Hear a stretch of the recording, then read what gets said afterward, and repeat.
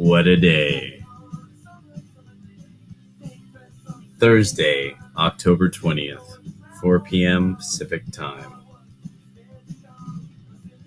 From Zerohedge, smoking gun email confirms DNC involvement in inciting violence at Trump rallies.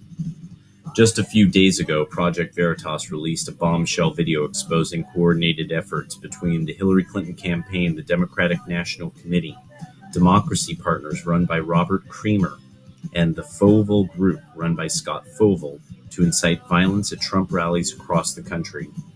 The Clinton campaign and the DNC have vehemently denied the validity of the Project Veritas video, but new emails discovered from WikiLeaks' previous DNC leak seem to confirm the DNC's involvement.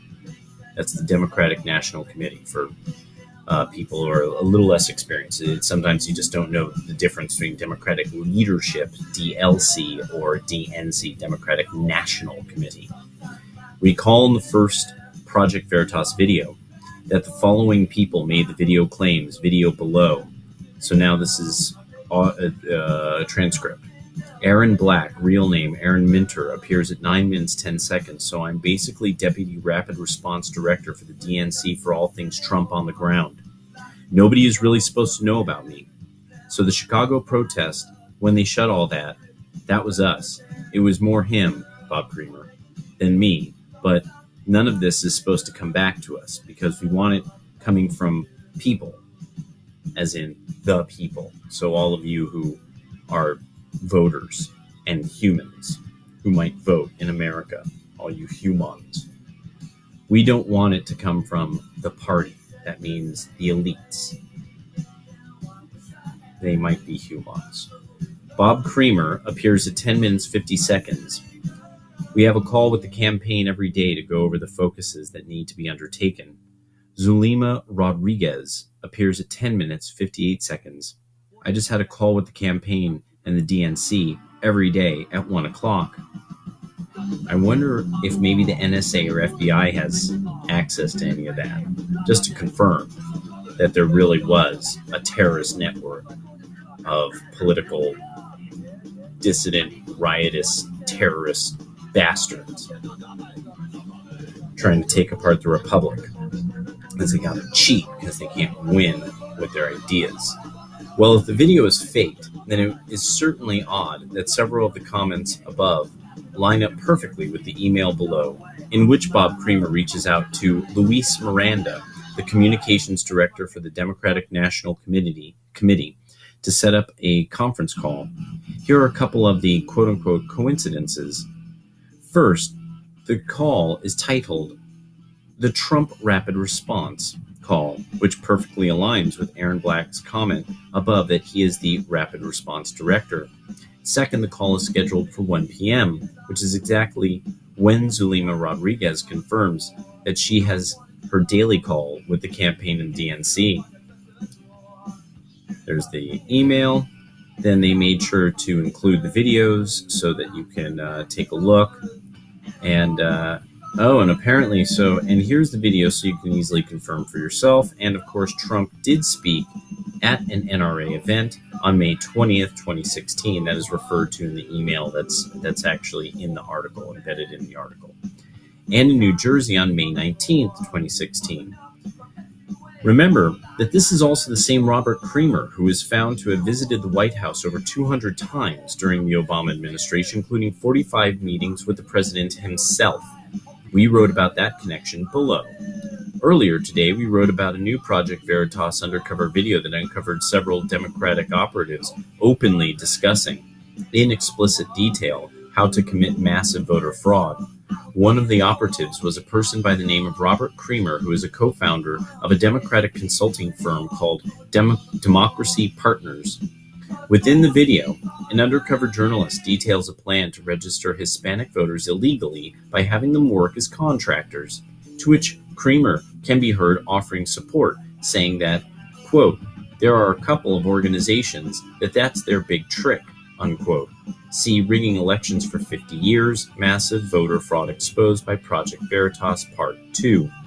Unfortunately, the embarrassing video caused Creamer to subsequently resign from consulting the Hillary campaign, as he issued a statement saying that he was, quote, stepping back from my responsibilities working with the Hillary campaign, unquote, over fears that his continued assistance would be a distraction for the campaign. But voter fraud isn't Creamer's only criminal specialty. A quick look at Wikipedia reveals that Creamer spent 5 months in federal prison back in 2006 for $2.3 million bank fraud, $2.3 million bank fraud in relation to his operation of public interest groups in the 1990s. So with that kind of history, you can imagine our surprise when we discovered that a Mr. Robert Creamer showed up on the White House visitor logs 340 times, beginning in 2009 when Obama took office and culminating with his latest visit in June 2016. Moreover, in 45 of those instances, Creamer was scheduled to meet with POTUS himself, President of the United States. For people who are just, this is new to you. Perhaps this is just two old Chicago community organizers hanging out. And here it is. Yes, the actual White House list of all the times he was there, all the dates. Yes, all intact. That's, oh wow, the whole thing actually. This is kind of bizarre now. I don't know if I'll be able to read the rest of the article. Is there any way of shrinking this? Is there any way of scrolling through this faster? This is huge. I mean, I'm not kidding. I don't know what's happening with my phone because there's so much. Whoa. Okay, back we go. Back. Calm down, phone. There we go. All right. So if you want to see every single time that Robert Creamer, met with the president, you can. Every time he went to the White House, you can see it. According to his website bio, Creamer has been a political organizer and strategist for over 4 decades. He has been very involved with the Obama administration over the years, even, quote, provided strategic advice, unquote, to Obama on the, quote, Iran nuclear deal, unquote. Ironically, Creamer began his organizing career in 1970 working with the Chicago Citizens Action Program, which had been organized by Saul Alinsky's Industrial Areas Foundation. Robert Creamer has been a political organizer and strategist for over 4 decades. During that time, he has worked with many of the country's most significant issue campaigns. He was one of the major architects and organizers of the successful 2005 campaign to defeat the privatization of Social Security. He has been a consultant to the campaigns to end the war in Iraq, pass universal health care, hold Wall Street accountable, pass progressive budget priorities, and enact comprehensive immigration reform. He is general consultant to Americans United for Change, where he helped coordinate the campaigns to pass President Obama's landmark jobs and economic recovery legislation. Creamer has provided strategic advice for a wide array of progressive causes, ranging from the movement to stop gun violence, defending the Obama administration's Iran nuclear deal, raise the minimum wage, and guarantee the right of collective bargaining. During the 2008 and 2012 presidential elections, he worked with the Democratic National Committee as a consultant to the Obama presidential campaign, coordinating field-based rapid response to the Republican presidential candidates. During his career, Creamer has worked on hundreds of electoral campaigns at the local, state, and national level. Creamer began his organizing career in 1970 working with the Chicago Citizens Action Program, which had been organized by Saul Alinsky's Industrial Areas Foundation, CAP, successfully campaigned to reduce the sulfur dioxide in Chicago's air by almost 2/3. In 1974, he founded the Illinois Public Action Council, later known as Illinois Citizens Action, which became the state's largest consumer advocacy organization and progressive political coalition. He directed the organization for 23 years. Creamer has been a full-time political consultant since 1997 when he co-founded the Strategic Consulting Group, now a component part of Democracy Partners. He graduated from Duke University and did graduate work at the University of Chicago, of course. He is a board member of the Midwest Academy, Organizer Training Institute, and the Sentencing Project, which is seeking to end mass incarceration and reform the nation's sentencing laws. Creamer is an author and regular contributor to the Huffington Post.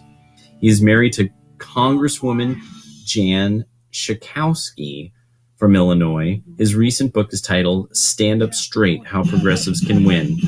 Finally, Kramer's wife is none other than Jan Schakowsky, a U.S. representative for Illinois' 9th Congressional District, which she has served since 1999. Just another plume of smoke. Revolution does not ever really come from the bottom.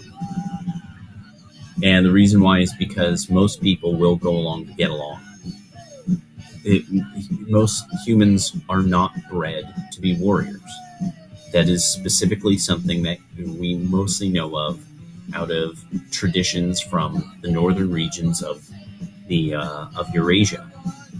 And that's why you have like the Kasasistra class or whatever, the warrior class of Hinduism. That there's a class that are the warriors, and that to this day, people can trace their lineage back to it, and they're big. They're big, strong people. They have a certain tendencies, and this is an Indo-European tradition, and that's why we think of the world as a layered cake with like priests on top and these warriors enforcing order over the artisans and stuff like that. And it's not quite like that. Everybody has their sort of duties to keeping the entire thing in harmony. And that in any case, once it starts to tilt, the elite most start to fall off the top. And especially if the warrior class bucks them off the top, like what happened when the soft coup occurred in our country, that the military said they would not attack Syria. And they did so on the internet, on Twitter, and they slapped Obama in the face with their dicks collectively, saying, fuck you. You know, we know what you're up to. You're no damn good. And most likely, most of these WikiLeaks are people who are legitimate patriots that have leaked all this stuff because they have realized that the left, the Democratic Party, the quote-unquote whatever progressives are supposed to be, this is a long tradition of there being a class of literati that want to become the priest class. They don't want to fight, so they don't want to be warriors. They don't want to have those. They don't want to have the duties that go with being a warrior, and that's being a patriot. They're anti-patriots, and they want to mesmerize the quote-unquote people, and that's how it works. That is how it works. And people think the French Revolution was a bottom-up thing. It's not true. It's top-down. It was from the literati class, and it was a vein of thinking that came in from Germany after they had attempted to topple a lot of their top people, and after they had bucked the Jesuits out of the university system. This is a tradition that is also quite specific to mostly Indo-European descended nations. Even the Peasants' Revolt was a thing that was organized by a warrior class, a hidden warrior class, and that's just how it is. People don't understand that most normal people will go along to get along. They will not revolt. They will cower. As soon as the system fights back physically, you will cower. You will fold. I mean, the progressives didn't even stand against war once they won the election with Obama. They vanished. You know, you would see people trying to act like Code Pink meant something, but it didn't anymore. So, just got to accept how things really are. And now we know the Democrats and progressives simply cannot truly convince people that their ideas will work. And not only must they must cheat in immensely terrible ways. This is how the SA did it. And the SA got knocked off and then by the SS. You just remember that's how it worked, and you're that team.